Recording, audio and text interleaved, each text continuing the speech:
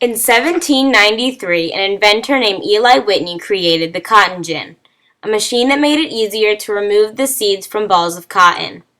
The problem this new machine addressed was the inherent difficulty in separating the lint of a cotton plant from its seed. It took a slave an average of 10 tedious hours to produce 1 pound of clean cotton. Whitney's inspiration was to construct an engine that mechanically separated seed from lint by turning a crank. With it, a slave could produce up to 1,000 pounds of cotton per day. This allowed slaves to make 50 times more cotton a day than by hand. U.S. cotton production went from 730,000 bales in 1830 to a soaring 5,837,000 in 1859. During the years 1815 to 1860, cotton represented more than half of all American exports. James Hammond, South Carolina senator, said that damage to cotton could shatter the world's economy. Because of this major boom in the cotton industry, many slaves were needed for production. To grow cotton, a lengthy, warm weather season was needed. This need created the Cotton Belt, which spanned from South Carolina to Texas. In some of these regions, there were twice as many blacks than as whites. In 1808, the U.S. put a ban on the importation of slaves from Africa, so planters in the North began selling their slaves to the South.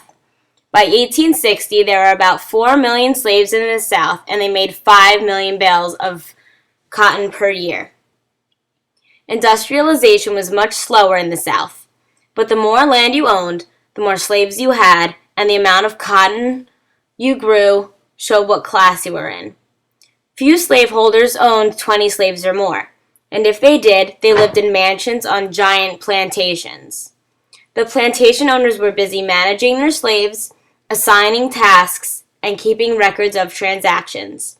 The planters' wives supervised food preparations, house cleaning, mending, and spinning. They also kept track of household finances, cared for the sick, taught the children, and supervised the slaves. Small farms, many called yeoman farms, made up the majority of Southern white society. They lived on fertile lands that often had access to markets. They lived in 2-room log cabins filled with homemade furniture and raised cattle, pigs, and sold grain and tobacco. The very poor made up a very small percentage and farmed on the least productive soil. They ate poorly and often had medical problems such as malaria and hookworm. These people owned little or no slaves. They survived by farming, fishing, hunting, and raising pigs. In the year 1790, before cotton had such an immense impact on the economy, there were about 500,000 slaves living in the South. By the year 1860 rolled around, there were about 4 million. Some Southerners criticized slavery and said that plantation agriculture and slavery was less profitable than one on wage labor and industry. Supporters said that slavery was the only way to ensure an adequate supply of field workers for the Southern crops. They also said planters helped slaves by providing care for the sick, clothing, food, and shelter. More than 75% of African Americans lived and worked on plantations and farms. Field hands worked approximately 18 to 20 hours a day. Some slaves, particularly women, were cooks, maids, nannies, or sewed and did laundry. Some men worked as blacksmiths, carpenters, coach drivers, or planters. Normally, a plantation owner's son would be an overseer, the person who managed the slaves. The overseers used drivers picked from among the slaves, who were sometimes praised by an owner but despised by their fellow slaves. Slaves were organized into work crews. This was called gang labor, and allowed overseers to assign groups of slaves to do specialized jobs, including hoeing, picking, and plowing. The older slaves who had lived on the plantation the longest were assigned duties in the garden or around the horse stable. Children over the age of 10 were used to transport food and water to and from the field, and the stronger slaves were sent directly to the field to cultivate and harvest the crop. Slaves were often used as field foremen as well. These slaves were always men who displayed harsh character and could punish other slaves without hesitation. Slave life varied from plantation to plantation. Most living quarters were cramped and hardly furnished. A family may live in one room with only a fireplace, and rain easily entered the cabins.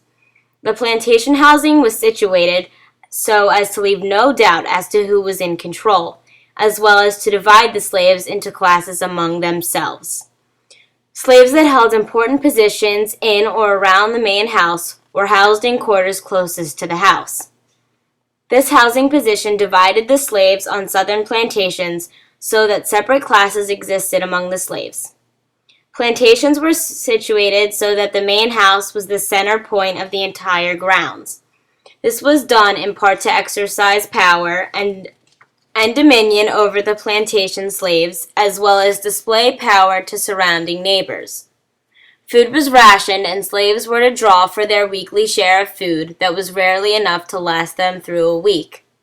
To supplement their diet at night, they fished, hunted, or grew their own gardens. Some slave owners used rewards to gain the obedience of their slaves, such as money, gifts, extra food, clothing, or even days off or work in the house. Others relied on threat and violence, where whipping was most common. When a slave misbehaved, they could be sold away from their families, and children away from their parents. Married couples were often sold separately. Even though these slaves lived a harder life than we could ever imagine, most still managed to keep hope.